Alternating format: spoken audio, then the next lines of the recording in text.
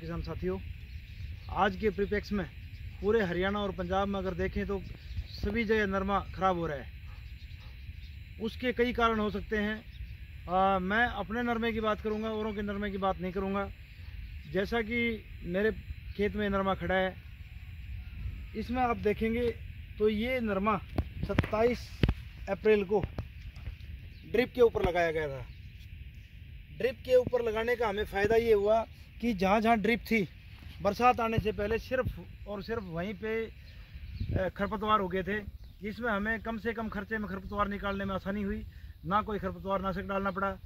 और इसमें एक बात और बताऊं मैं आपको, क्योंकि अगर ड्रिप के ऊपर आपने नरमा लगा रखा है या कोई भी पौधा लगा रखा है तो उसका फ़ायदा ये होता है, दूसरी जगह जैसे फ्लड इरिगेशन या फुहारा सिंचाई से अगर हम खेती करते हैं, नरमे की लगाओ या किसी और चीज़ की लगाओ, तो उसके अंदर खरपतवार बहुत ज़्यादा मात्रा में उग जाते हैं। और ये बीज जो हमने एक एक करके हाथ से लगाया हुआ बीज है, जिससे एक पैकेट बीज में हमें 1 एकड़ में लगभग पूर्ति हो गई।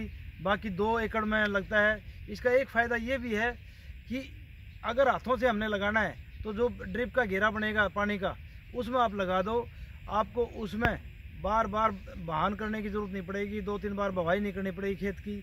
वो खर्चा बच जाता है। दूसरा एक पैकेट बीज का खर्चा बच जाता है। उसके अलावा अगर हम ट्रैक्टर से बिजाई करवाते हैं और किसी चीज़ से बिजाई करवाते हैं तो हाथों से लगाने में वो खर्चा भी बच जाता है।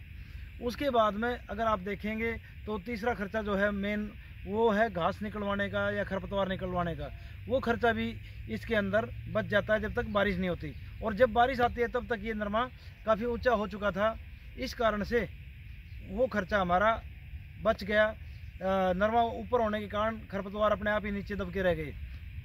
अब बात करूँ मैं इसमें खाद की, तो इसके अंदर हमने आज तक लोगों ने पता नहीं क्या क्या डाल दिया।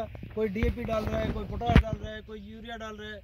और हमने इस नरमे के अंदर आज तक, यकीन ना हो तो इस खेत की आप मिट्टी जांच करवा सकते हैं। पिछले साल सरसों में जो चीज़ें डाली थी, किसी किसान भाई को बटाई पे दिया हुआ था तो उन्होंने डाली थी। उसके बाद में हमने इसमें कुछ भी नहीं डाला, ना जीवामृत, ना आपका यूरिया या कोई अन्य रासायनिक खाद, कुछ भी नहीं हमने डाला है।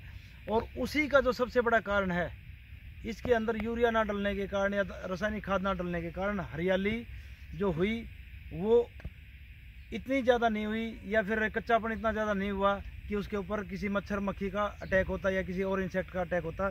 इसके अंदर आप देख सकते हैं लगभग इसकी हाइट 6.5 फीट के आसपास, 7 फीट के आसपास हो चुकी है। जिस पौधे के पास मैं खड़ा हूँ, ये पौधा हमने ऊपर से काटा हुआ है, इसकी हाइट रोक दी गई, क्योंकि अगर ज़्यादा हाइट जाती तो अब जो आगे लगने वाले टिंडे हैं वो पूरे पक नहीं पाते। अब आप देख सकते हैं एक एक टहनी पर कितने कितने टिंडे लगे हुए हैं। ये आप देखिए इस साइड में, ये इस साइड में देखिए, ये वाला पूरा पौधा देख सकते हैं आप, पूरे के पूरे अच्छी तरह से भरा हुआ है। उसके अलावा नीचे देखो झुक गया है ये पूरा का पूरा।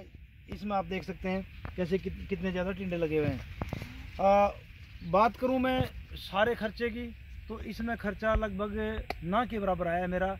कारण क्या था आपको पहले ही बता दिया गया, क्या क्या चीज़ें डाली हैं उनके कारण खर्चा कम हो गया है। अब पैदावार की बात करें तो इस खेत के अंदर सिर्फ और सिर्फ ये कमाल ड्रिप इरिगेशन का है।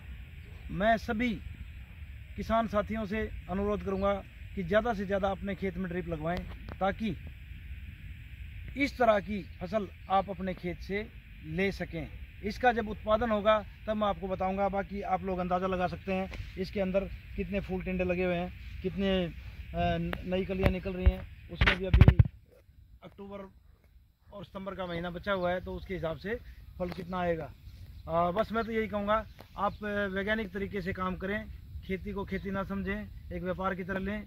और ड्रिप पर मैं फिर दोबारा से जोर दे रहा हूँ, ये सिर्फ और सिर्फ ड्रिप का कमाल है। अगर आप ड्रिप पर लगाएंगे तो पैदावार आपकी बहुत अच्छी